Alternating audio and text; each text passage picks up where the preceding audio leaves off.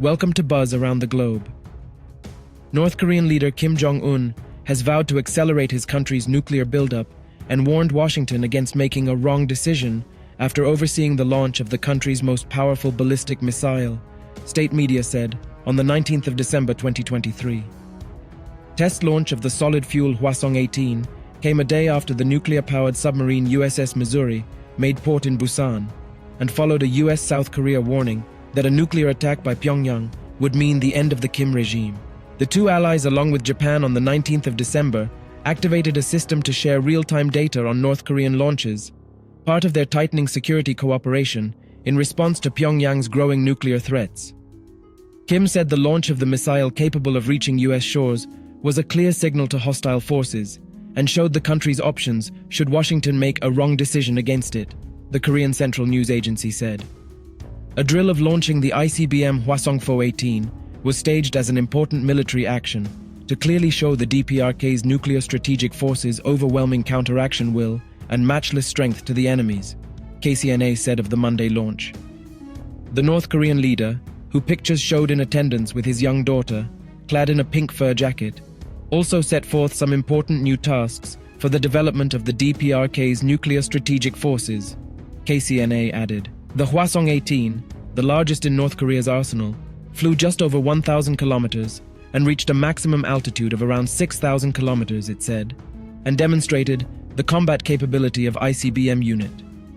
South Korea's military said Monday that the ICBM-fired used solid fuel, which makes missiles easier to transport and faster to fire than liquid-fueled versions. The launch marked the third time the North had tested a solid-fuel ICBM after launches in April and July, which analysts said signaled consistent efforts to improve the technology. Japan's defense ministry said the Hwasong-18 had a potential range of more than 15,000 kilometers, which would cover all of the United States. Seoul and Washington have ramped up defense cooperation in the face of a record-breaking series of weapons tests by Pyongyang this year. The conservative government of South Korea has also made a concerted effort to improve historically strained ties with Japan, the country's former colonial ruler. The United States and South Korea last week held the second meeting of their nuclear consultative group in Washington, where they discussed nuclear deterrence options in the event of conflict with the North. Last Saturday, they warned that any nuclear attack from Pyongyang on the United States or South Korea would result in the end of the Kim regime. A spokesperson for North Korea's defense ministry on Sunday slammed the allies' plans to expand annual joint military exercises next year to include a nuclear operation drill, calling it an open declaration on nuclear confrontation.